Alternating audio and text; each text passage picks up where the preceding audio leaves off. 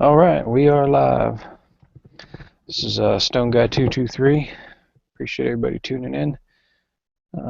Tonight we're just kind of random wherever the conversation takes us. I titled it "Your Best Gun," so I definitely want to hit on some people's first choice or their go-to. What they feel most comfortable with. So maybe talk about that for a bit, and then move on from there. But quick introductions. We got Ralph DeCat on our far left. Hello. Next to him is the Yankee Marshal. Don't know if he's there. I think the Tack Daddy is taking out the dogs. Nathan's Armory. Hello. And then Mr. Cork 71. Hola. And Guns 111 should be joining us here shortly. Sent him a link he asked for, so if you're out there listening, you should have a link in your inbox. So what's everybody? If we want to just kind of jump in, don't talk over each other, but I think all of us have several firearms in our collection, but there's got to be that one gun that you just feel most comfortable with, most proficient, most It could be from a user standpoint or from just pure aesthetics that you gravitate towards the one firearm. What would it be? Glock 19. Are we talking about handgun? What are we talking about? Any gun, yeah, handgun or rifle. So any.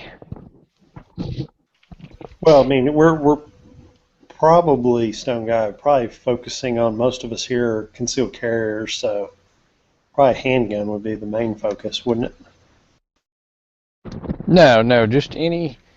Like, let's say, for some reason there is some archaic draconian law invented tomorrow, and they said you could only keep one gun.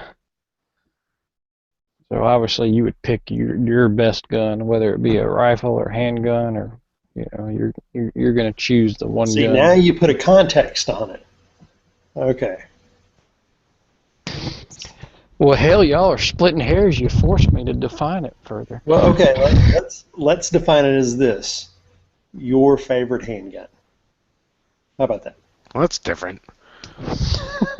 Well, I'm sorry. What, we all have to answer what Stone Guy's favorite handgun is? Still the same. It's Glock 19. Yeah, Right, Ralph? Glock 19. Yeah, actually, that'd probably be right. But No, I was going to say the Taurus. Oh, shut up. Now you're just being silly. Yes, I am. So would it be one gun that you could keep that you currently own, or? yeah, it's got to be something you own because it's your favorite gun or your best gun. That, like I said, whatever. Okay, so the government comes in and says you can have one handgun and one rifle. What would you pick? I mean, what's a minigun count as exactly? I wonder. Not a rifle. That's definitely not a handgun. I mean, it does have the word minigun in it, but it's not a pistol. You could shoot it with one hand, technically. Yeah. I'm torn. I'm probably going to go with my, I don't know, either my 686 3-inch or my CZ75B stainless. That's for my handgun. Wow. And for my rifle, it'll be my Gunsight Scout 308 bolt action. There you go. But I'm torn on the handgun still. Yeah, the handgun for me would be between the 19 and the 34. I do like my 34. Oh, if I got a handgun, I guess I'd have to go with the Dan Wesson 387. If I can only... Go ahead. Rifle, you can't go wrong with a little 22. So I'll have to go with the Marlin 981T bolt action. I mean, those are what I have. So you can go wrong with a 22 rifle if you have to kill an elephant. Well, I'm not going to be go hunting elephants, and if they come to Yeah. North America, then They come looking for you. America. they come looking for me. Well, how about the size of an elephant? So it might be an even match. So elephants escape from the zoo. They somehow get drunk, go on a rampage. Well, they don't have to get drunk on a rampage. Maybe they just have a blood feud against Cork's family line or something because of something his great-grandpa did. Because, you know, elephants never forget. They never forget. Yeah, they remember that crap Quark's grandpa did. And they start wiping out every member of Cork's family. So then he'll be pissed that he got that little pissy-ass 22, I'll tell you that. I'm having flashbacks of Jaws: The Revenge, where the Great White chases Mrs. Brody down to the Bahamas. That's 3, isn't it? Yeah, no, That's that was 4 because Was that 3 4? was 3D with Dennis Quaid. Oh, yeah, that's right. I didn't see 3. I saw 4, though. 4 sucked. Yeah, Jaws: The Revenge, 4th one. Sharks don't have emotions.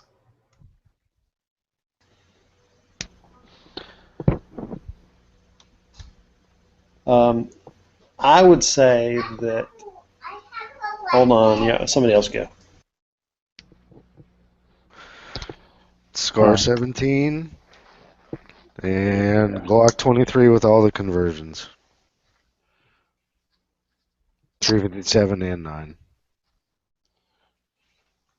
It's like 3 guns in 1. There you go. Yeah, I guess you could do that. Guess Carry the I'm thinking extra about barrels. only buying Glock 20. I'm thinking about only buying Glock 40s now and converting them to 9. Just buy Glock That's a 22. good point. Do a 357 conversion, a 9 conversion. Why Yeah, I would mean, I if- buy 9s? It doesn't even make sense anymore. I mean, it really doesn't. That's the more I think about it. Why wouldn't I just buy the 40 and then buy a conversion barrel and have 2 guns for the price of a SIG? Maybe Well, less, right? And then I guess the only other thing is the magazines, right? You just switch out. Well, no. I've got the conversion from the 22 to the 357 SIG, and it's the same exact magazines. But what do you do with the 9mm? You just switch the mags and the barrel? Pretty much. I Yeah. mean, for the majority of what you want to do, I do more than that if I'm going to carry it. You know, I do the whole, rigmarole. There's only like three parts total, but yeah, for the 95% of the time or more, 98% of the time, it's just magazine and a barrel.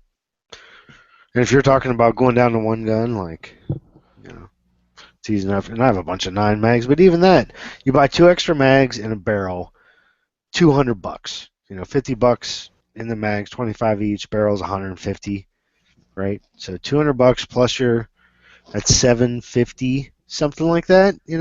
That's not even a SIG, really. So that's 2 guns in 1. I don't know why. 4 magazines. I think it kind of defeats the purpose of a Glock. I think a lot of people like Glock because it's that proven reliability. But once you start altering it off of spec, when you start putting in an offset barrel, an altered ejector, an altered extractor, then it's no longer a Glock with that proven reliability. Now it's an iffy gun, and I've seen a lot of people have problems with those 9 to 9mm conversions. I've seen a lot of people not have problems with them and run them all the time.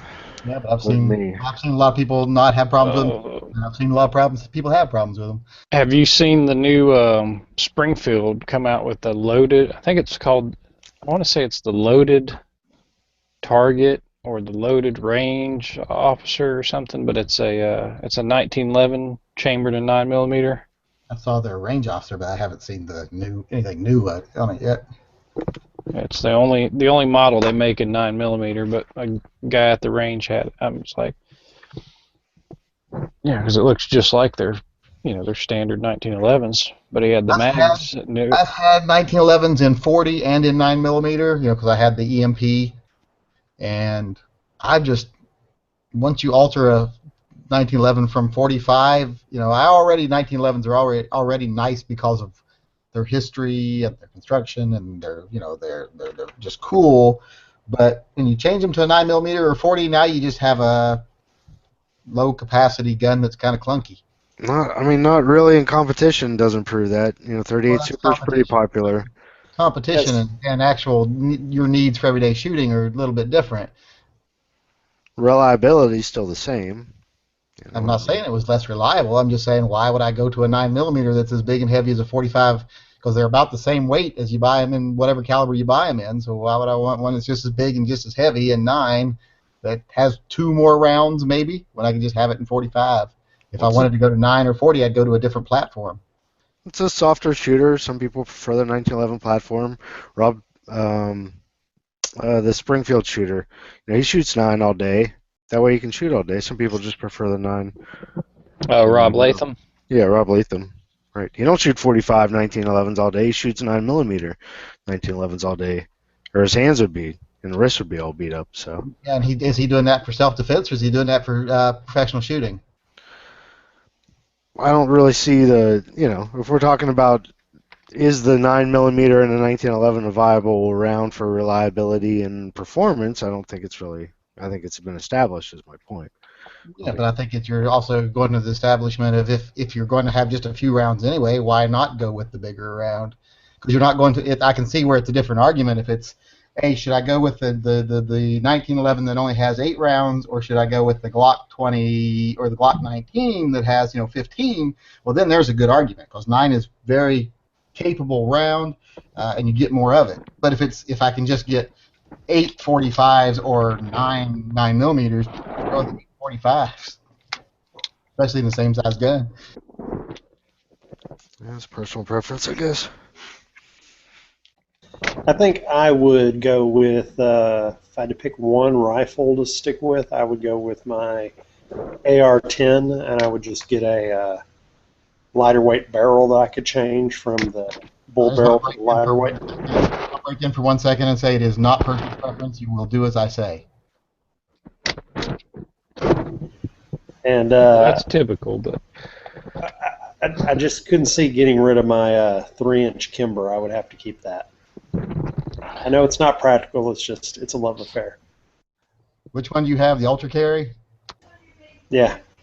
That's well, nice. while we're on kind of the subject of 1911s, I mean, there is such a history and so many different manufacturers making a 1911. Let's switch gears a little bit because that first topic sucked. What's the best 1911 on the market? Define best. Yeah, do you mean best 1911 or best 1911 clone? Well, define best. Value, are you talking best, as in cost is no option? Yeah. Let's throw cost. Let's not put a monetary. Well, for the sake of argument, we will consider that we will say that Colt makes the only true 1911. Everything else is a clone, and whenever we say 1911 from this point on out, we include clone guns. So it's been established. That's a hard question to answer. If we're doing kind of like a combination, like if it's really pricey, but you want you got to find that sweet point because you get that law of diminishing returns after a while where you can pay twice as much to get only a 10% better gun, and then pay 3 times as much to get a 2% better gun. So I think the ones that kind of hit that middle sweet point, I kind of like the Les Bears.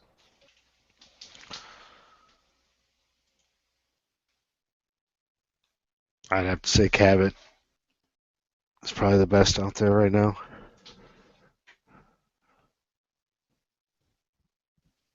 I'm gonna throw a Nighthawk in there. Sorry, guys, I can't comment on this topic. I'm not a 1911 guy. You could say SIG just because everything else, you vote SIG everything else, so.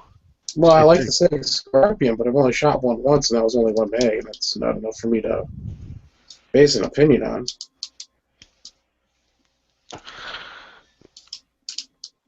I've seen opinions based on much less in here before, so don't worry.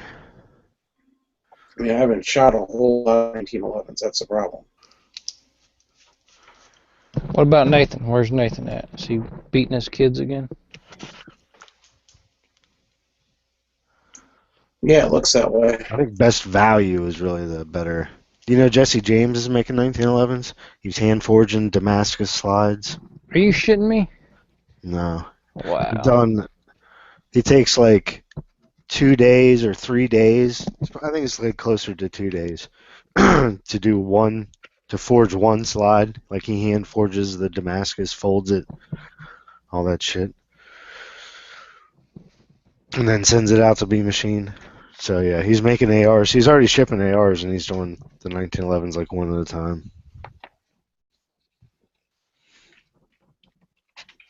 Probably going to end up paying a lot for name on that. I mean, I don't know who else is hand forging Damascus slides. I know there are out there. Who's the company that does color case hardening out there that just started doing their own 1911s? Shit. Who's that company? You know who I'm talking about. I gotta look it up.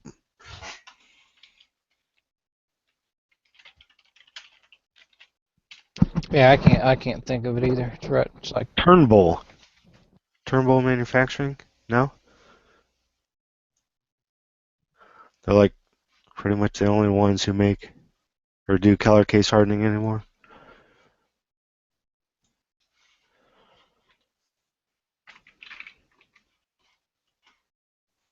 all right. Well, so yeah, or well, yeah, because I guess there's so many variables or so many, when you say best without a price point involved with what about best value?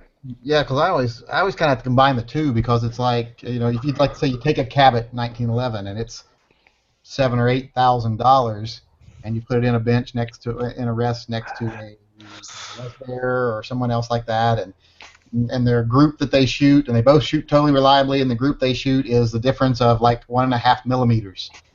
Is that 1.5 millimeters better, worth the extra 5,000 or 4,000, or is it not? Some people it would be worth it too. If it's a 1/16 of an inch tighter group, they would consider it worth it, but some people wouldn't. You're also just simply defining better by accuracy. Well, your reliability, accuracy, and finish is what I would best. Those would be the three categories I'd probably base it the most on.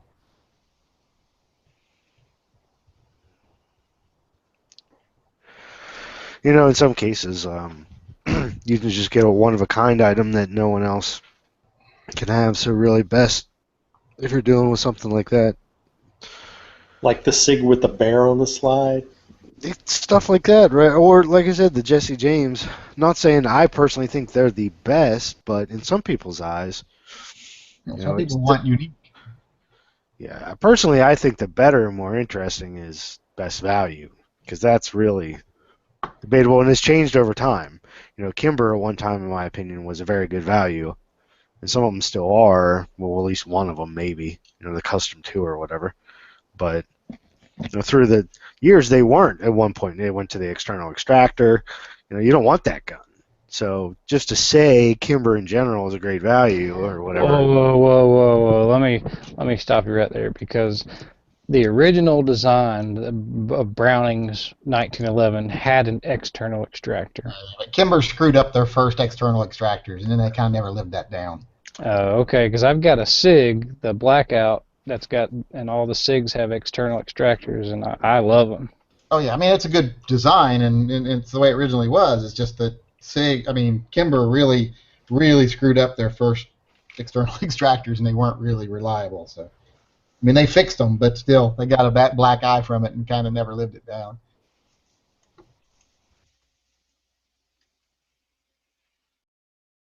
Right. So my point there is, whenever you say value, and someone just blanket says all SIGs but the Kimbers are good value, it's pretty wide. It's a pretty wide blanket statement.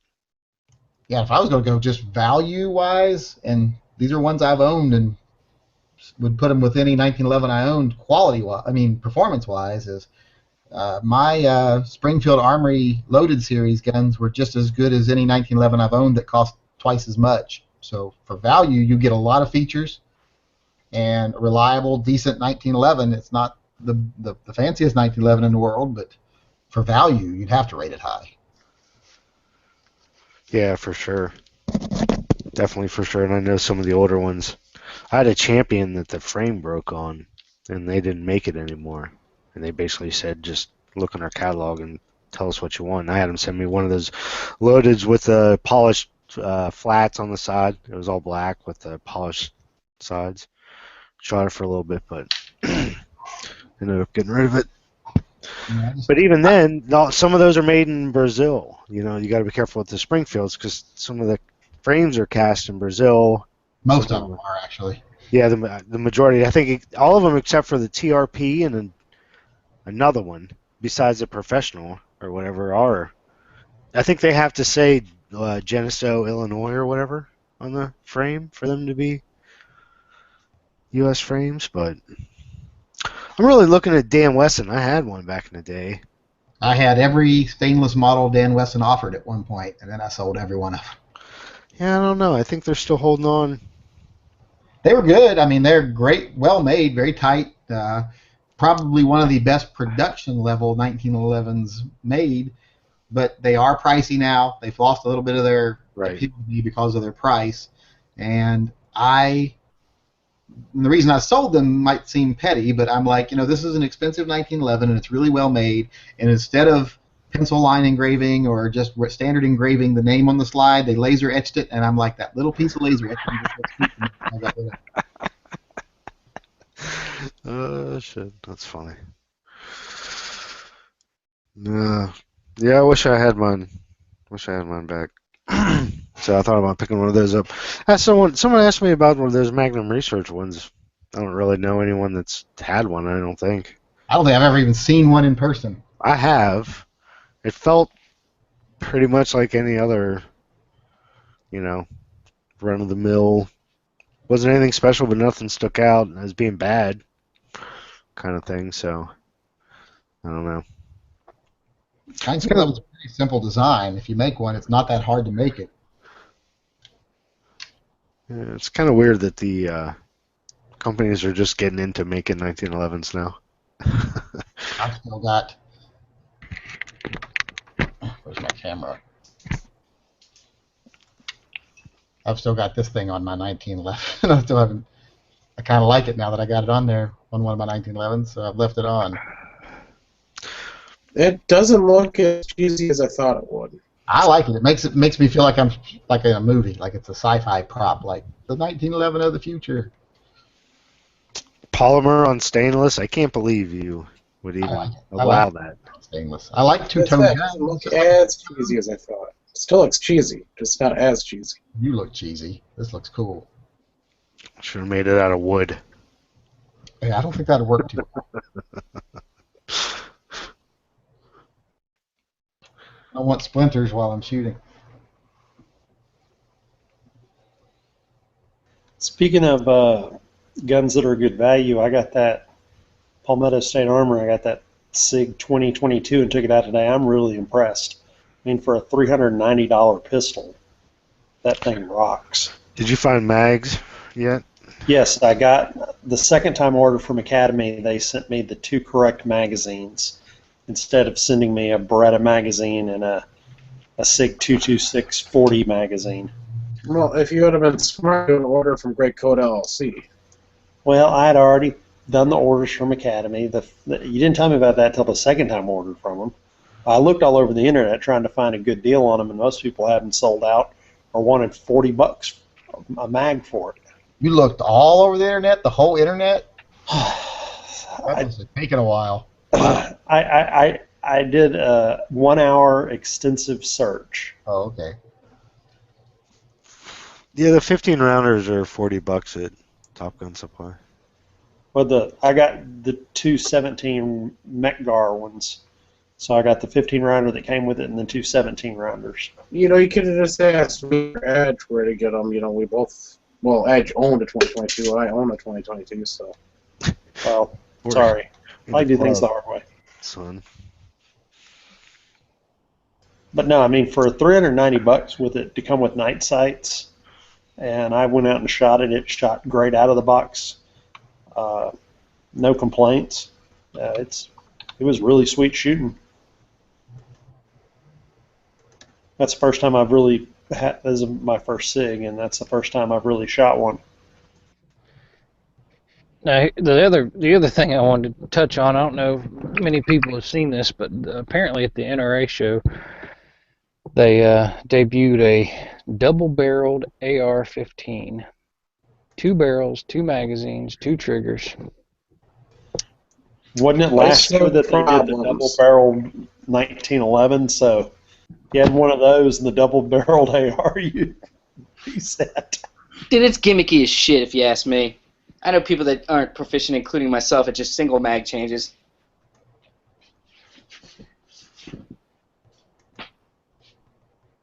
Just an And opinion. again, that's twice the problem. So twice Yeah, the exactly. Throw in double mag changes and 2 barrels in there.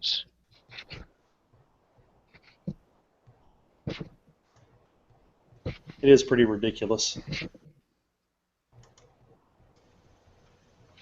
So what other guns on the market would you consider the best value for? I'm the gonna money. I'm getting one of those Sky pistols. It was $250. I've been wanting to try one of those Sky 2s, the second. Right, right, the newest version. I have one here for testing. And I played with one with the guys from Sky up at the Big 3 thing in Daytona. Maybe someone can help me, and other people have said to me, well, a Glock really only costs, X dollars to make and everything. Well, it Guys doesn't from matter. Sky have seemed to, again, the way that they're able to offer it at this price is because they own the machinery, is what I'm being told, but I still do the math on it, and I'm like, if you have something that's retailing for X dollars, then you got your distributor's cut, and then you're making it from raw products that have a cost plus labor. How much money are they making per pistol? Well, how much is a Glock in material costs? If you just say material costs, do you remember what the Probably latest quote was? $50. No, it's more than that. It's like No, the whole Glock only like cost seven- $88 to make. Yeah, it's like $75 a gun Yeah, or it's something like like that 75. on average. Like Right. it varies from model to model, but on average it's like $75 a gun or something like that. So the retail on that Sky is $250, something like that, right? Yeah. So let's just say it's $100. They have $100 into it, material costs and whatever else. So they can still double their money. They wouldn't be. There's no way they would be doing it unless they were making money at it. And in my opinion, if they were using inferior materials, we would know it by now. Oh, no doubt. No Right. doubt. I have I'm sure you saw Eric from Iraq Veteran just put it through a pretty serious torture test. I've yet to shoot this one. Because it's pink and I want the video to involve my daughter. So Whatever. they won't make fun of me. You've already shot it. We're gonna make fun of it anyway, so what's the matter? I dry fire it daily. I just love it. In the mirror. He fast draws it from his garter. The Yeah. point being, name a better $250 pistol. You can't, and again, I know some people that have been carrying them for more than a couple of years, even back. And the other thing is this: I also know for a fact that you can send them a police report if it's got the fact that your Sky gun has been stolen. They will replace it. There's only two things I don't like about the Sky. Well, there's one thing I don't like about the Sky and one thing I do like about the Sky. The one thing I don't like about the Sky is it's got a safety. I don't like carry guns with safeties. They also make a version that does not. I have never seen the one without, but if Yeah, they had one without, I'd be more One's interested. called the CPX-1, one called the CPX-2.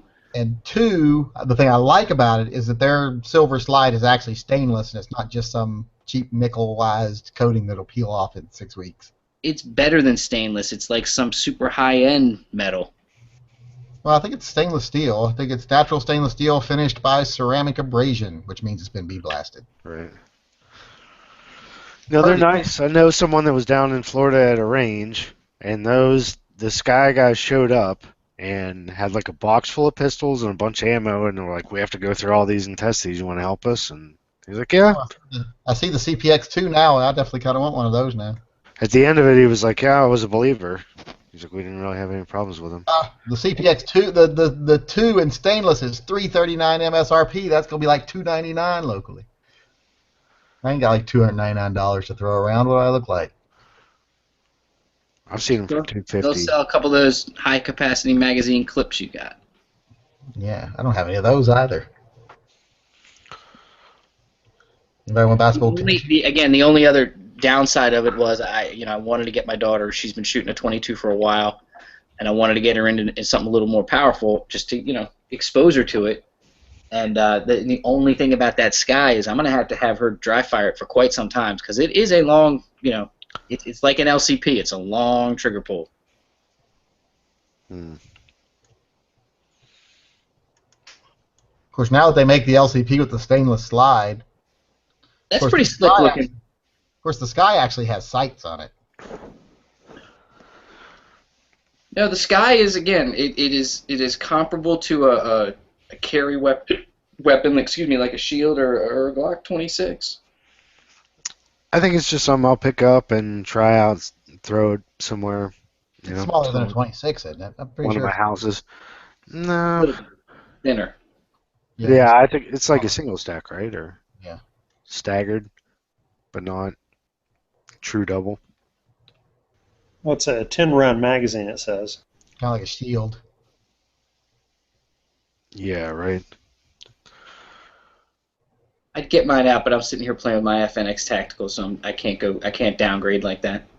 I checked Bud's Buds, and they got 254 for their Gen 2 Skies for the one Right. with safety. You gonna get a red dot for that, Tac? Eventually, not right now.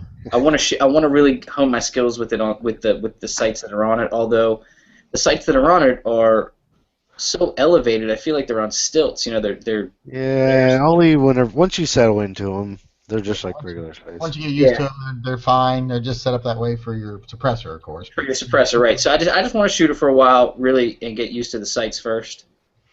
Of course, for me, it was a little silly because I would never put a suppressor on it, probably. So I was like, yeah, they're there, though. So Yeah, that's the way I feel as well. If I were to upgrade anything, it would probably be the sights to something different, but I don't have any. If I was gonna upgrade the site, anything on the sights wise, it'd probably just be I'd just put the red dot on there and call it a day. Are yours illuminated very much? Because you don't see them to be incredibly illuminated. Yeah, sight. they're pretty good. I mean, they're nice. Yeah, mine are alright. But yeah, the Sky's a great little weapon. I'll be interested to see, how it performs. I'm starting to see $600 ARs again.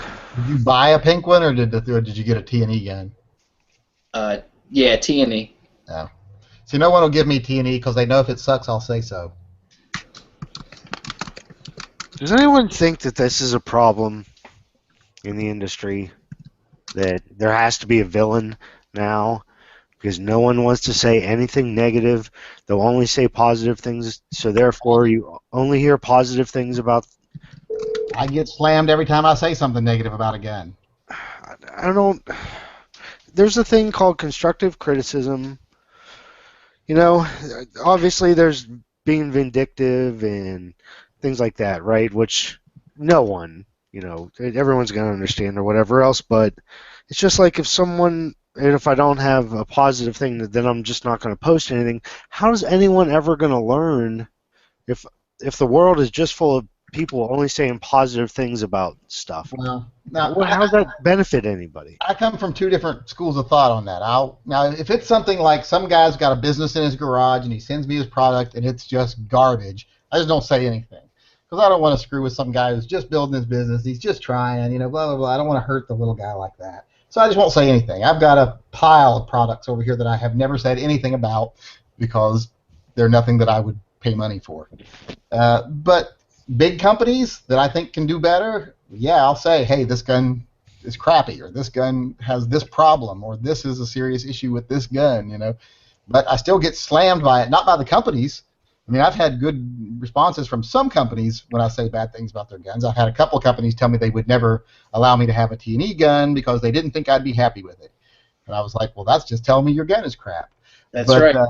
I've had two companies literally. One of the guys literally told me that when I talked to him about a T&E gun. He's like, and it was a major manufacturer that starts with a B, and we'll just leave it at that.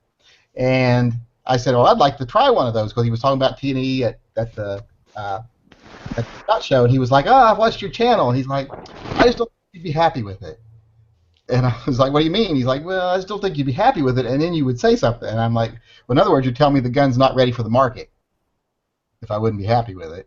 So, but like I say, but if it's a big company, I'm like, I'll say something bad because I think they can fix it, you know. Would you say Remington's having the biggest problem with PR right now? Oh yeah, but the thing is, you get jumped on not only by the companies, like I was going to say though, you get jumped on by the fanboys more than anything else. Like if you say something like, "Hey, I just tried the new car, and I didn't like this about it," they'll just trash you. Like I said something about the cars one time, how I don't like how they do their rail system, and the car fans just trashed me. They're like, oh, you don't even know how it's built, blah, blah, blah. I was like, I do know how it's built. I'm well aware there's metal rails in the front. I'm well aware there's metal rails in the back. I even mentioned that in the video. I said the part I don't like is that there's polymer rails in the middle, and when the frame flexes, those rails make contact with the slide, slow it down, causing stovepipes, which is an issue car is aware of. And then you don't even know what the fuck you're talking about. Those rails aren't for anything. I'm like, doesn't matter if they're for anything or not. They still run inside the slide. When the frames were flexing, that part was bowing out, rubbing the slides, slowing them down, causing them feeding problems, and that's what I didn't like. But the company didn't say anything. The company even admitted it was an issue, changed their polymer, but the fanboys tore me to pieces. Well, I mean, that's fanboys. And in my opinion, I guess what I'm getting at is I don't like it whenever companies are hesitant. I don't know what the middle ground is to send out test and evaluation whenever they're not prepared for, an honest evaluation that's beneficial to the public. I think we've gotten away less from consumer reports, and more towards marketing. Yeah, it's not E&E anymore. It's S&T now. It's not you approve of evaluation. It's show and tell. Is all it is. Right, and I'm not saying any, but as a buyer, it makes it very difficult to get what I would consider objective review. Of course, especially when you've now reached a point where there are gun companies who are paying YouTubers to do reviews. Oh, sure. Oh, yeah. Really? Wish they'd pay me. I'll say nice things if they pay me. And that's going to come through. That's the bad thing. And that's the thing that a lot of these guys don't realize, man. I want to go on record right now letting all the companies out there, if anyone's watching, if you pay me, I will say good things about your product. No one's paid me yet, but we'll see. I need to be your agent. Actually, I did have one company that keeps sending me emails about, hey, we'd like to help promote your channel. We'd like to get involved with you, blah, blah, blah. And I just keep ignoring the email because I don't understand what they're talking about. I don't want to get involved with it. But other than that, no one's just said, hey, here's $200, say good things about our gun. I could get on board with that real quick. I will go on record saying I do have a price. Yeah, I don't know. It's weird. I just don't know what the market wants. Do they want objective people? Do they want people to just agree with their decisions they've already made? That's one thing a lot of people want to see. They want to be like, I just bought this gun. I want to go online and find people to tell me I did the right thing. Right. That's why Hickok's so popular. Because no matter what you buy, if he's shot it, he'll tell you how wonderful it is and how much. And he shot it well. Like you'll never shoot it. The majority of people, right? So they're like, oh, look, I can hit a gong at 80 yards with anything you stick in my hand. Yeah, perfect example is when he first got the M&P Shield. He shot it, and nowhere in the video does it show the grip tape being more and more added to it as the video is going along. But by the end of the video, the thing is so freaking wrapped in grip tape that it's not even funny, just so you can hold on to it.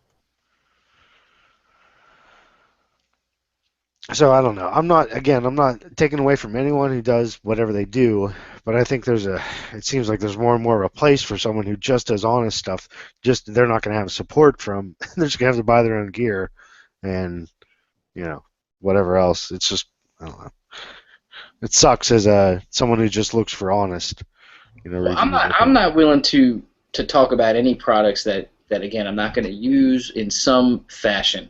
And what's interesting about not having an LEO or a military background is I have different standards. I don't need something that's going to survive a VSO torture test in many cases for certain types of gear or certain guns or certain equipment. So if it works for me and it's gonna work, now if it's a universal Blackhawk or other no-name holster that I can't even get a standard 1911 to stay in, I'm not going to use it, and I'm definitely not going to review it. But it does get a little. I can understand how some channels get frustrated because, like, even my size, like my channel is not big and it's not small. I'm 80,000 subs, and I don't get T&E. I just don't. People don't. Companies don't send me T&E, like I said, because I've had them tell me, you won't be happy with it. And it's frustrating when someone my channel's size, and there's other channels out there my size that don't get T&E, and then they look and they see channels that are like 5,000, 6,000, 8,000 subs getting T&E out the ass from companies.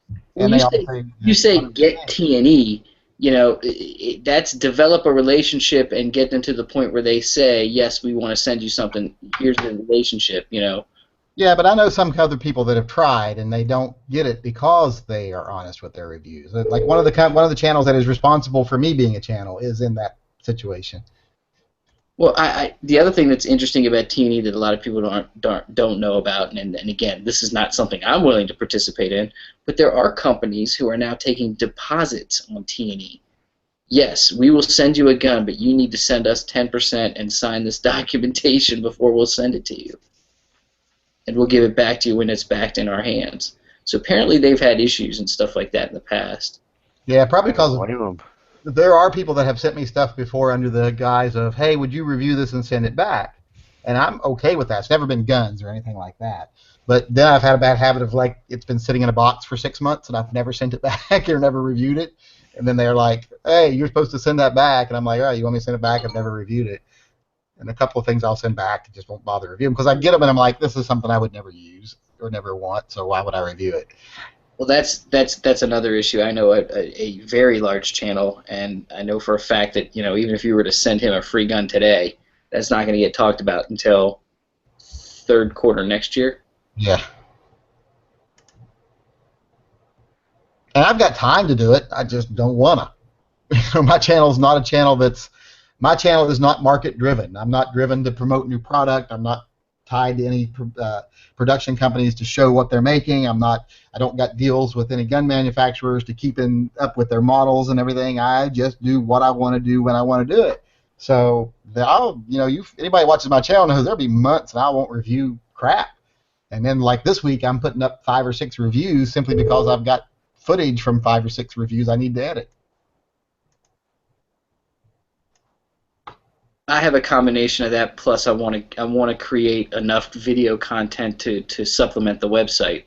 So I want a lot of backpack pages to have some sort of video on there. So if I get the product and I use it and I can make a video or do a high def or do a T&E, I do it A, to get it out there for regular rotation, but B, so that it's accessible on the actual item page where we're selling it. Yeah, see, I don't do it for marketing too much. I just do it for fun. Like it's like the video I did last night of installing that holster in the Prius. I did that because I was installing a holster in the Prius. I didn't do that to make a video. I made a video because I was doing that. Yeah, that's the way to do it. Is run your again. I agree with that completely. Do what you're gonna do and bring a camera. Yeah, exactly. That's the way I kind of do my thing. I do what I want to do, and then in between I just talk about shit that bothers me or that I think is funny, or I do stupid gimmicky gags. That's about all my channel is.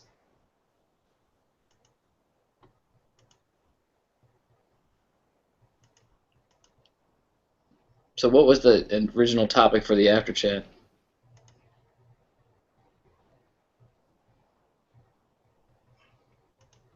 Was there one?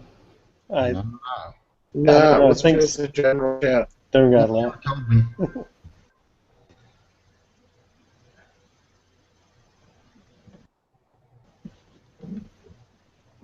Okay, so I shared this before the chat began, but there was a 51-year-old grandmother in Detroit who got shot 4 times in her driveway. And after she was shot 4 times, she pulled out her gun and shot 8 times, and God bless her. Everyone ended up in the hospital, but everyone survived.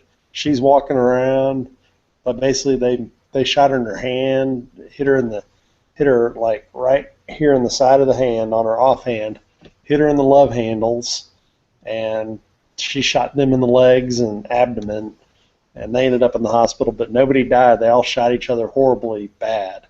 like not horribly bad, but they were I- crappy shots, all of them. Yeah. But that with handguns, that happens all the time in Chicago, Detroit, dude. I think like if you get shot with a handgun up there, you got a like 6 out of 7 chance of survival. Like they shoot a lot of people up there, but they don't kill that many of them in comparison to how many people get shot. They only got a. I saw a study one time that was talking about people that shoot other people, and because it was trying to, I forget what the article was about, but it was about tying people that had prior military experience or something like that to crime, but it was saying that there isn't a good indication that people that have prior military experience are higher involved in violent crimes because the vast majority of people that shoot someone have little to no training with firearms. And I have no trouble believing that the vast majority of people that shoot someone with a firearm have little to no training. Yeah, They seem to have a lot of trouble hitting stuff. Yeah, that's what I was about to say. Is these individuals? There's a lot of people putting a lot of rounds at each other, and not that many are very good at it. You have a. And just watch the videos. Like when you watch those True TV videos when people shoot, I've never seen more people shoot with their hand at such an awkward angle where the gun is probably a good 1.5 feet below their sight line, where they're holding their gun half sideways with their arm cocked about 1.5 feet below their sight line. I'm like, how are they shooting at anything like that? I find it interesting whenever you watch the cops, the different cops when they get into shootouts. Yeah. There's what I call the duck and cover cops. Those are the ones that, they basically run for it and jump behind their door, their squad car, and don't really aim. And then there's the ex-military cops. Those are the guys with the flat tops, and when it goes down, they draw and just empty the mag, and usually hit the perp. Yeah, to me, the way we were taught, the best thing in between to me is draw and fire continuously, until you're done. Because police officers we don't do it. It's different from civilian. For me, with civilian, it's draw my weapon and fire randomly as I try to run behind something. Because I'm not going to, my biggest goal is to get out of the line of fire, not to take down a bad guy. My goal, if I have to draw my weapon, is to get me to where I'm not going to be shot. Because chances are, one of the things they teach you when you stand toe-to-toe and shoot with somebody, first hits aren't first kills 90-something% of the time. So if he's as good a shot as you, you're both going to take bullets, and it's just going to see which one of you gets hit fatally first. So I would rather not get involved in a stand and shoot out right straight to each other. Well, and it's different when you're a police officer and you at least have the vest on. That's a big plus right there to be toe-to-toe shooting out, because hopefully if he does hit you, it's hit you in the vest. And there is a certain amount of truth to the whole. Sometimes the best thing to do in a gunfight when the other guy can't shoot is to stand still, because you don't want to accidentally run into one of the bullets. It's very disconcerting to have somebody just firing at you too. Do you mean your reaction as a civilian would be different than your reaction as a police officer? Oh, hell yes. My responsibilities are different as a civilian than they are as a police officer. Wouldn't your responsibility to stop the threat in both scenarios? Nope. My responsibility as a civilian is not to stop the threat. My responsibility of a civilian is to save my ass. That is the nice thing. Someone shooting at me, wouldn't that mean stopping the threat? I stop the threat to me. And sometimes that's by getting to safety. I'm not saying chase them away, or I'm not saying chase them through a hallway or after anything. I'm just, in that moment. No, because there's a big difference. I don't think I would run away versus stand there. Oh, I would. There's a huge difference between if someone starts shooting and I'm in a situation where I can easily jump behind a brick wall and I'm a civilian, then that's what I do. I take myself to safety. I don't worry about stopping him. I stop the threat to me. I stop the threat that is posed against me as a person. When I'm in uniform, my goal, my job, my responsibility was to stop the threat against everybody. So that means I can't run to safety and hide behind a wall, because if I do, now he's a threat to somebody else. I'm not protecting me. I'm protecting the community as a law enforcement officer. As a civilian, I'm protecting me and my family. Yeah, and it's like me as a concealed carrier. If I see something going on where a crime's taking place, I'm like, yeah, I'm going to go get behind something and call the cops. Well, obviously, your Cops, you gotta do responsibilities something. are different. You know, but I get what you're saying. But on the other hand, the rules of engagement are slightly different for uniformed police officers versus concealed carriers. We have more choices.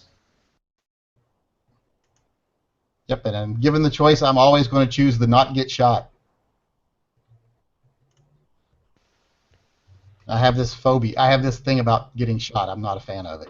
I have this thing about turning my back on someone that's shooting at me and running Well, I'm away not going from to turn my back. I'm not stupid, but I can sidestep and run.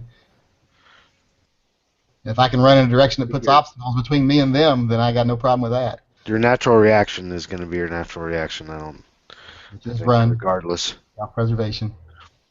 You're going to put, as an officer, you're going to distance yourself between, you know. No, getting not yourself always. in there Not, and then- you don't always distance yourself. You are often taught to close the distance, not distance yourself.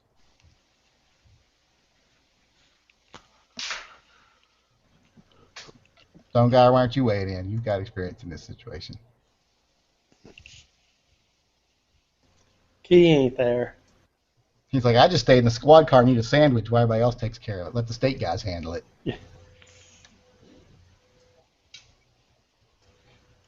Unless it's a sleeping deer and I can go up and cap it in the head, I don't mess with it. Yeah, he's county, I think. So he'll just sit back and let the state guys or the city guys handle it.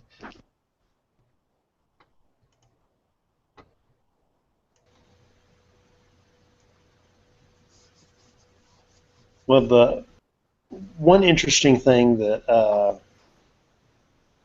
I think about is kind of, you know, like if I were in a police officer type setting, I'd want a far higher capacity handgun. Like I carry typically a 7 or 8 shot handgun when I'm running around. But if I had to respond to something bad happening, I'd want a whole lot more rounds on me. Oh yeah, and I carry a revolver, and if I was running around in a uniform as a law enforcement officer, there's no freaking way I'd carry a revolver nowadays. I got options of 18 round guns. I'm gonna have an 18 round gun with an extra magazine right there. Don't police use Glock 19s? What do you say? I said, don't the police use Glock 19s? Some police, no, actually, most police use 17, Glock 23s. No, 17 these 22s. I'm sorry, 22s. It's the 40 caliber version. 22s, yeah.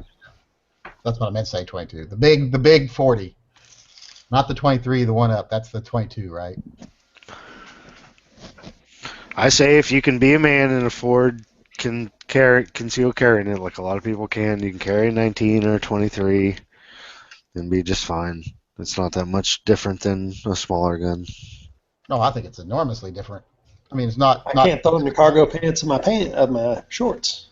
Yeah, and my Glock 23, when I carry a bigger gun, it's just less comfortable in the car. It's less comfortable at a restaurant sitting in a chair. It's less comfortable at the movie theaters. It's just less comfortable everywhere.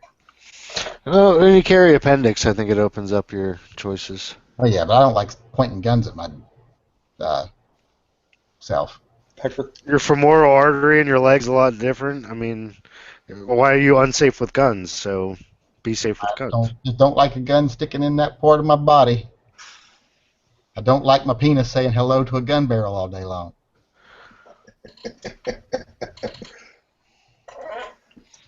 Well, his penis gets jealous because the gun barrel's so much bigger. Have you tried using frog glue? Maybe your Depends penis on would what like that. gun it is. It lets me carry a full-size gun, and in a shootout, Even the you're gonna have to keychain lean Glock in. is bigger. I Yeah. won't. Come on. Well, I carry a small, comfortable, 3-inch barreled gun typically, like my car CM9 or sometimes I will when I holster carry, if I can dress for it, I'll carry my Kimber 3-inch. But, it comes down to I keep a higher capacity handgun in my car as backup. Yeah, I do too. Basically, if I get into a shootout, I mean, Come on, that's silly. I think that's a silly thing. If you No, get to your I- car, why aren't you leaving? I mean, come on. well, no, I'm just saying, I You keep can always that leave. I mean, if as a you spare. if you seek cover in your car in a parking lot and then you're blocked in because things have gone bad or mob scene, riot, whatever, getting in your car doesn't necessarily mean safety. So I do want I'd to much rather have it on me. It's like whenever I'm getting to the tank, I'm getting the rocket launcher out, and then I'm going to go after him. I mean, Shelly, you're in a tank. Get out of there. We got to our All car. I'm saying, If I remember, if anybody's from West Virginia, if I remember back in 1985 when they had that big riot outside the WVU game, we were there and we got to our car, but we couldn't get the fuck out of there. We were just lucky no one destroyed our car or wanted to hurt us, but we were completely swamped with people and could not move our car. I mean, if we'd wanted to, they could have physically stopped us. So in that kind of situation, I would want a bigger gun in my car than what I carry with me normally. and all I'm saying, all I'm trying to say is, But it makes my pants fall down. I don't want to make my belt tight enough that my pants don't fall down because I got a heavy gun on me. What I'm saying is you face the same threats between your wherever you were and your car, so you might as well carry the full same. It just doesn't make, like I said, it's like putting it's like putting a gun in a tank. Oh, I'm going to go to the tank. I'm going to get my gun. No big deal. If I'm just going camping, I might not face the same threats as if I'm going camping and then the road washes out and I'm trapped behind where I need to be with people that are now also. I muted myself right in the middle of my sentence. Now I'm trapped in a bad place with people that also need my material goods that I have with me. So now I'm in a completely different situation. So I want to have that gun I'm now facing different threats.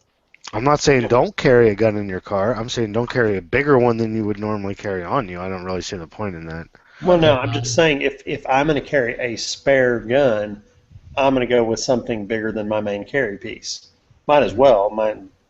It'd kind of be ridiculous to carry a Car CM9 and put my Keltec PF9 in my car. Might as well, if I'm keeping it in my car, I might as well have a full-size gun with lots of extra mags. It's in my get-home bag, you know what I'm saying? And 90% of the time I'm outside my house probably, I'm in my car. So I've got my higher gun. When I'm not in my car, I'm usually in a pretty controlled environment. So. See, I go the opposite. I carry the LCP in the car because sometimes I'll get into the car on a quick trip or something, and I'll be like, oh crap, I didn't have time to put on a belt or whatever. Let me just throw that in my pocket. Yeah, I keep a Nate Squared tactical holster along with my Glock 33 in my car just for that kind of a thing in case I don't forget my gun because I have left the house with an empty holster before. Because you forget to put your gun back in your holster or something. Yeah, it's the worst feeling. Like 4 miles down the road, you're like, damn it. Yep. That's why I keep a spare. And then Nate Squared Tactical, I can just clip it on. It just slides right in my waistline and clips on. So. I also keep a small Beretta, the Tomcat, in the trunk in a small safe because I've had that weapon in a car since I've owned it. Yeah, I just like the idea of having a backup because, if you were to have dropped a gun, lose your gun, something like that, at least or just expelled all the rounds out of your gun. I mean, I'm carrying a 6-shot magazine pistol. If I empty both magazines, then I fall back to my car. At least as I'm driving away, I got a spare gun in case I run into something else. Well, and again, what if you're 40 miles away from home and there's an EMP or a road blockage or something? Don't you want something else to grab, to have? Or if you're in a crappy situation and you're going to have to exit your vehicle and possibly engage something, I would then go with the larger gun and have the smaller one as a backup. Carry 2. See, I'd carry a rifle or a shotgun. Right, that's what I was going to say. Is what about something like that's the way to go. Yeah. Like a breakdown. I'm thinking about mounting a shotgun in my car somewhere, like mounting a mount up in the top part of my trunk. So there's a police company that makes cruiser locks. It's Tough Lock in Canton, Ohio here. And I was looking at their electronic locks. You can pretty much put them in anything. You know what I mean? So, yeah. And really release them with anything that, if you have any kind of electrical know-how. You could bolt down a decent case into the trunk as well if you wanted to. All this does is it covers the trigger guard. And they make them toward. I was thinking about hanging one from the inside trunk. Yes, that's underneath a 4-door sedan. You know what I mean? or shotgun, it'd be a good spot for one. Yeah, well, my question here, what, you know, you go on the electronic route, which I think is great, but what if, you know, Take it- you hit an EMP or it fails? Dude, Is there a manual? EMP is Well, so I was going to ask, is there a low on my, Yeah. not being able to well, I get was my going to ask, shotgun is out there of a my. manual override? That's low on my priority list too, Right. EMP. Especially after I saw that. Did everyone see that special? I think it was on Nova about the EMPs. And the I'm hypothetical familiar with person how they who work, got and No, I was curious if there was a manual override. because they were putting things like Jeeps and radios and stuff in Right. this bunker, and then they were subjecting them to EMP radiation that was, 3, 4, 5, 6 times higher than what a maximum yield EMP would probably be in our country, and the truck would still start right back, the Jeep would still start right up, and they're like, but theoretically this should not be starting, but the radio would still work. It was like, crap, this is not supposed to work this way. Oh, that's cool. I didn't know that. Yeah, that was on Nova or something like 5 or 6 Yeah, years well, ago. My thing too. What do you know? Say you accidentally leave your dome light on or something like that, and or something happens where your battery dies. It dies. Yeah. I mean, that's pretty rare. These are pretty rare. Yeah, I have bigger problems I've- if my battery's the dead. worst- Yeah, the worst case Whatever. scenario. I'm sure there's some manual over. I don't really. It doesn't really bother me. I just try to. How about I keep my vehicles in good condition and my battery? Yeah, well, I'm just trying to think of the worst case scenario here. Yeah, they're pretty reasonable. I think Tough Lock with 2 Fs. I think. Let me see if I can find the link because I was going to get one. See, technically, your AR pistol is a pistol. In Ohio, you don't have to claim what gun you're going to carry. So legally, that gun can be loaded in my truck. So I can have an AR pistol loaded in my truck, which is a pretty good setup. So I got that SIG brace. Now I'm looking at these locks. Let's see here. Yankee, do you see what I put in the internal? No. Oh, about the shows. I saw that, yeah. Okay, I was looking into some of those a little bit. cool. I I was got some reading, information on the map too, so. I was reading this thing. I was just reading this the space review about the EMP threat, fact, fiction, and response, and they're talking about everything that everyone talks about now about EMPs and the damage they would do is based on a commission to assess threats for the for the U.S. from an EMP attack that was issued by Congress decades ago, and they said about 90% of the stuff in it is scientifically inaccurate. So all these threats that we talk about EMPs are mostly based on inaccurate information. Well, that's cool. It says Iran has conducted many tests in some of their own areas trying to affect such an effect, and they have not been able to yet.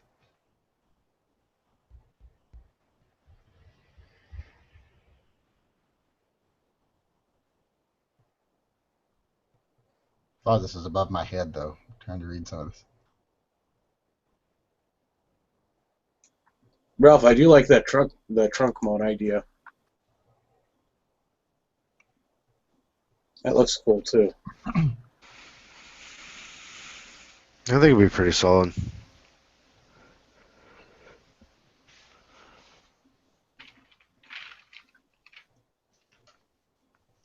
I like having a shotgun in a vehicle. Okay, well, this one thing I just read is way above me scientifically, but they're basically saying it's very unlikely. They're talking about how quickly the electrons are exchanged. Yeah, it's a very difficult hypothesis here.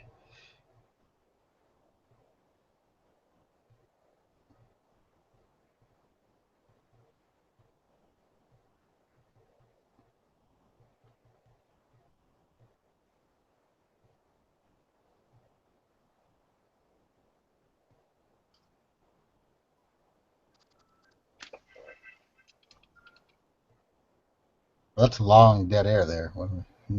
Who's I running? thought we all went offline for a second.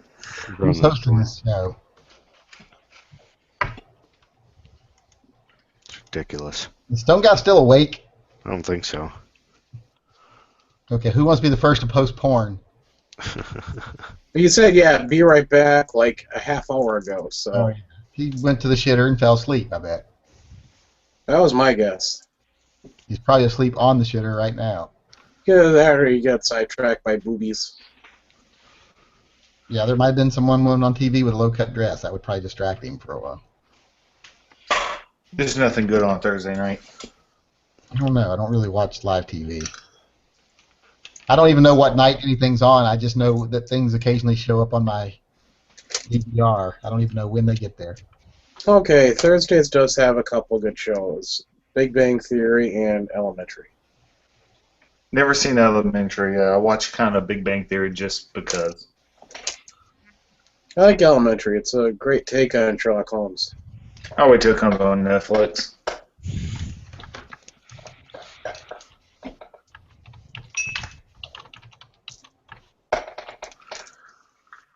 I definitely like watching in like a binge type session where I watch a few episodes at once.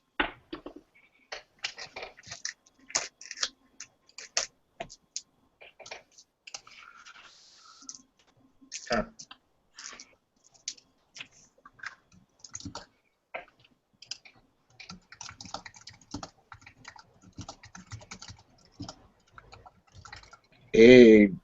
DB Cooper saying AR SIG braces are like what, $113 now.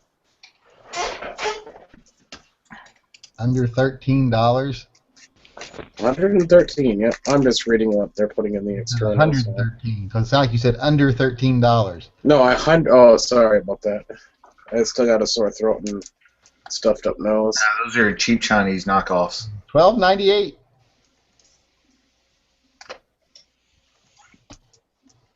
I mean, really, it's just plastic. It shouldn't be too expensive. It shouldn't have been as expensive as I paid for it, probably. They should just get rid of the SBR law. Yes, they should. To get rid of almost every freaking gun law. I don't want to get rid of every gun law. There's some I like. I said almost. I like when they tell people that if you commit a violent felony, you don't get to have a gun for a while. I like when they do that. Yeah, me too. I said almost all.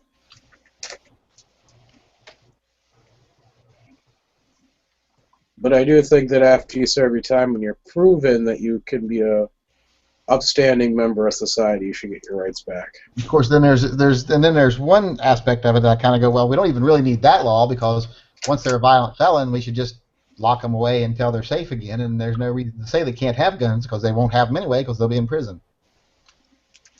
And they don't get back out until it's okay for them to have guns again.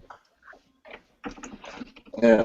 As you know, that's the thing. I just don't agree with it. You know, if somebody's convicted of a felony, they lose their, their Second Amendment rights.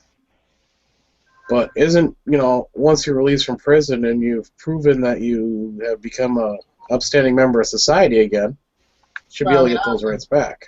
I'm okay with probation, so I'm okay with people still losing their rights while they're on probation. Right, that's what I'm saying. Once they've proven they've become an upstanding member of society, they've done the probation, they've got a job, they're back on their feet. Actually showing that prison actually rehabilitated them. Or that they've learned from their mistakes, because, people do make mistakes.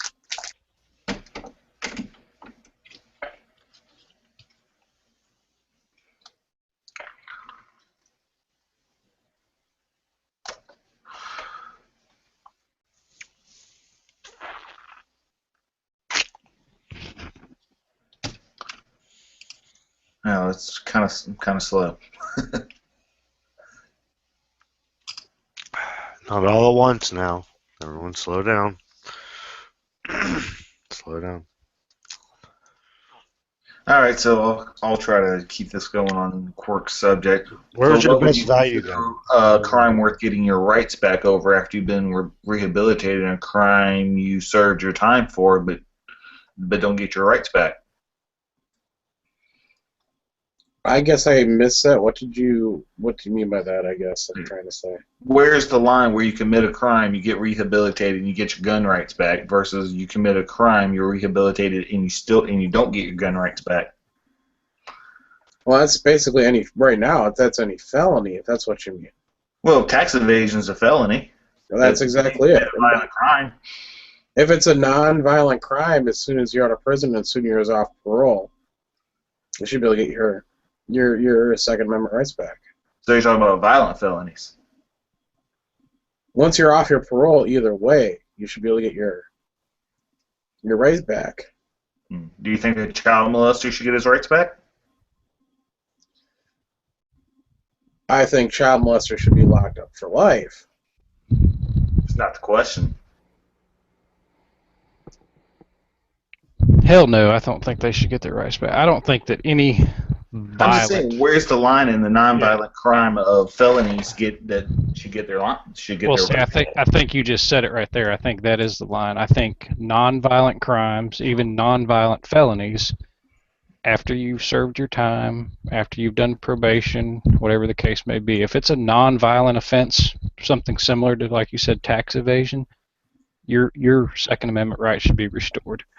If it's a violent crime, I'm on the fence on that one. That would take a lot for me to give someone their rights back if they committed a violent felony, such as armed robbery or assault with a deadly weapon or murder or anything like that. If it's a violent crime, then I think they made the decision to lose their rights forever when they committed that violent act. Not so much violent, but with a gun. No, not even with a gun. If someone beat someone's head in with a baseball bat, More people were killed with hammers and knives than they were guns. yeah, I think if someone beat someone's head in with a baseball bat, he loses his rights forever. I mean, because that's a purposeful act. You know damn well that's wrong. You should to do something like that. If you made that choice, knowing the repercussions, So then he can't defend his life with the Second Amendment, but he can go over to the batting cages and swing away all day long. well, and that's just it. He would lose the right to use a firearm. But like you said, as far as defending his life, well then, if the situation arises, he's got to be on he's got to grab that baseball bat again because he's not going to have access to a firearm. Well, here's what I'm thinking about with, this is just my idea, and I could be completely off base, but, you've done your time, you've done your probation, and if you're in there for a violent crime, actually show that you have become a upstanding member of society, say, 3 years or 5 years, some arbitrary number here that you've been off of parole where, you've had employment, you're not getting into trouble. Show that you're actually rehabilitated. I would maybe go with something like 10 years, but three years is nothing. I don't think that's not enough time for someone to show they've truly changed. Well, I just threw out, I said some arbitrary number. It's 3 years, 5 years, 7 years, 10 years, whatever number. Yeah, I don't know. That's a tough question because it is. I mean, obviously, we could all. I mean, you could argue that any one of us could find ourselves in a situation that would cause us to have committed a felony, a violent felony. Well, you get in a car accident and, because you were on the phone or talking and you were, manslaughter. Well, that's not a violent. That is. I mean, it's murder. No, it's you manslaughter. Committed it with a vehicle. It's manslaughter. It's not murder. That's why they draw the distinction in the charge. Well, it's still. And manslaughter just involves negligence, not hostile intent. It shows bad decision making too, but.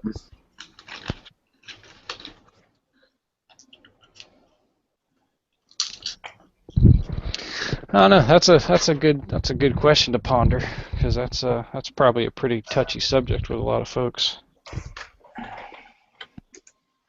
Interesting what they actually see. Oh, guns. Guns. Since you brought it up, what's your line? How do you see it? I'm somewhat in agreement with Court, but I disagree. I have varying disagreements about that. White collar crimes, tax evasion, that kind of stuff. You should probably be able to carry a firearm to defend yourself. Uh, it would be up to the lawmakers at that point to defy any other difference if it was up to me. Right, because you have to pick an Crimes arbitrary definitely line not. where Assault, if you got an assault charge and convicted of it, I would say yes, but there's so many variables in it that it'd really be hard to go. It'd be hard to do line by line. yeah, You that's take it on a case by case basis. For me, you kind of got to have to commit a violent act upon someone else, threaten a violent act upon someone else, or place yourself in a situation where it is likely for you to enact harm upon someone else before I would think you lose your Second Amendment rights.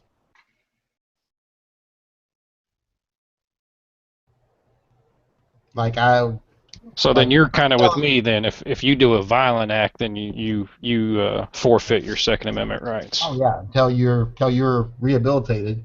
But even sometimes I would think non-violent acts, because say your charge is they pick you up for selling crack on the streets, but you have an unlicensed gun in your belt while you're doing it. Well, to me that shows me the reason you had that unlicensed gun is so that you could pop somebody that gave you trouble. So then I'd be like, yeah, you don't get to carry your gun anymore until you're rehabilitated. Because you were in a situation where you had your gun for the likely intent of harming someone.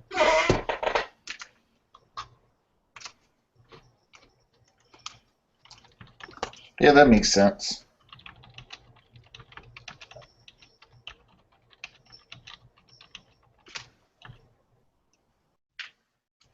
Ralph, where do you weigh in on this one? I don't know. It's pretty. I don't know that you can necessarily draw two distinct lines everywhere in this.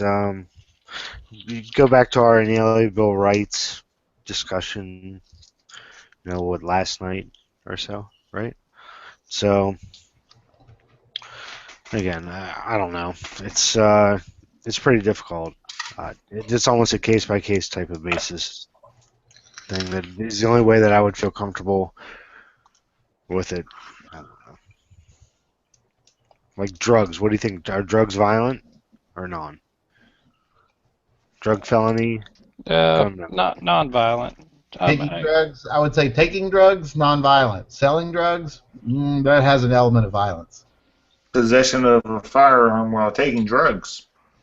Well, that's no more than, I wouldn't consider that any more violent act than possessing a firearm while having a beer or too many. You don't beers. think someone using or high on cocaine would be more likely to pull that pistol than if they weren't? You don't think someone that's drunk would be more likely to pull that pistol than if they weren't?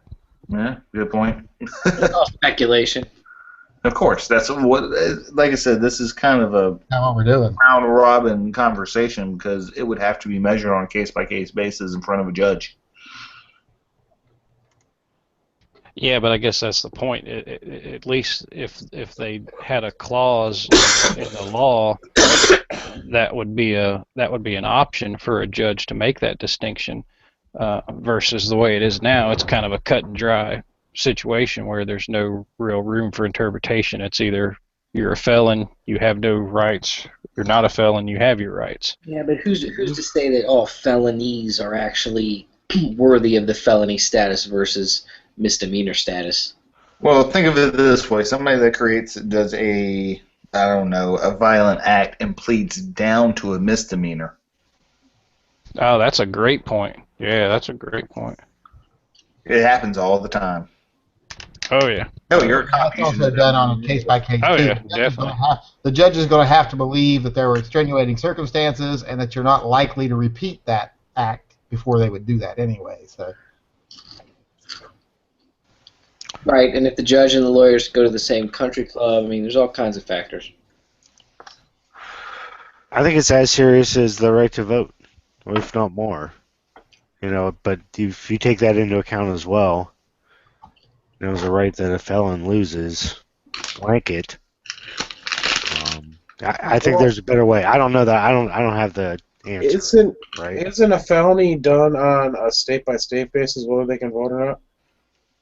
Yeah, and we don't take away someone's First Amendment right after they get out of prison.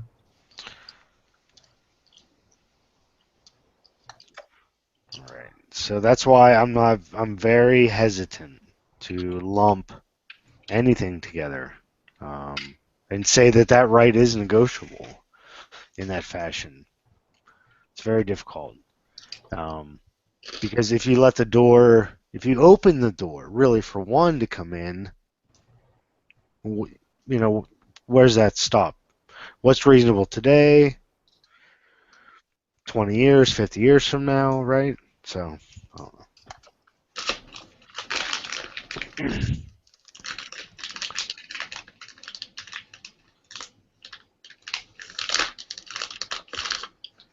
Who's eating the chips? I want some chips. Tack Daddy. It's Tack Daddy. It's me. I'm munching. We're on the East Coast. It's a late night snack. It is. Yeah, they're in the external. They're talking about drugs and which ones are which. So I don't do no drugs, so I don't know. well, meth, heroin, coke equal not good. And that was from Robbie. Yeah, I The think sad people thing that is smoke weed. marijuana is higher. Marijuana is Schedule 1, though, right? Yeah, it's higher than cocaine. Do you know that? It's a 2, I think. Oh, I think. come on, son.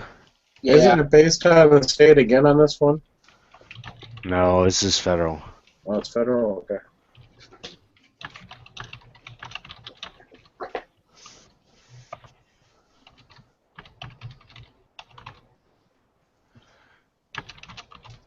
Like here, if you're caught with, you have any weed, that's automatic felony. in the state of Schedule 1, Wisconsin. heroin, LSD, marijuana, ecstasy, meth, and peyote. Wow, I can't believe that. Marijuana's on it for a bunch of bullshit reasons. It's so stupid. Well, this is it's because it currently has no accepted medical use and a high potential for abuse. Which is bullshit because it's accepted as a medical drug in many states. Right. Cocaine, Cocaine's level 2, oxy, fentanyl, morphine. Adderall, Ritalin, right. So, Morphine's a level 2. That's a joke. yeah, morphine's a Schedule 2. Morphine's awesome. Yeah, morphine's like the best thing ever. Right. Yeah, they gave me morphine when I got injured in the military and broke some ribs and deflated a lung. Morphine's is awesome, but they sometimes have to remind you to breathe. You're like, just breathe. Okay, I didn't know if I was still breathing or not. I had morphine just once in my life, and I can still remember it. It's like, I can understand why people get addicted to morphine. Oh yeah, I tell people that all the time. I can understand why people get addicted to drugs because drugs are awesome. Exactly. I don't do them, but man, they're awesome. That's like I said. I mean, you can never have more fun just sitting at home watching Dukes of Hazzard reruns than you do if you take like 2 OxyContin first. Because when they had me on Oxy that one time, it was like Oxy makes everything more fun.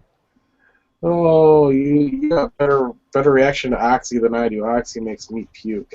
Except for doing things, it doesn't make doing anything fun. It just makes just sitting around doing nothing way more fun than anything else. Yeah, that stuff makes me sick, you lucky bastard.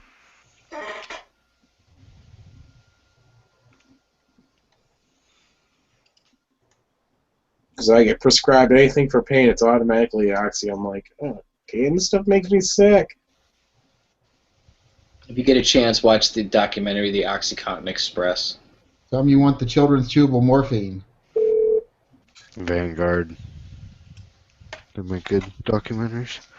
Well, my doctor, when it does happen, always prescribes the Oxy because he knows it makes me sick and he knows I won't abuse it. Oh, Lord. Well, what do you think, guys? It's been about it's been an hour and a half. Well, you've only been here for 20 minutes. I don't know what Yeah, I know. I had to take care of something. In other words, you saw, I was right. What? You got distracted by boobies. Shit, I wish. Yeah. Unfortunately not. I was listening to you guys the whole time.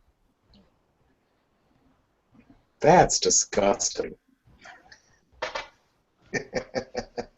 Oh, you're a sick. That's why you were masturbating? That's awful. You guys are gross. It wouldn't have taken me 20 minutes It was either. creepy enough when we knew what you were doing, but then when you add that, and I was listening to you guys the whole time. Are you kidding me?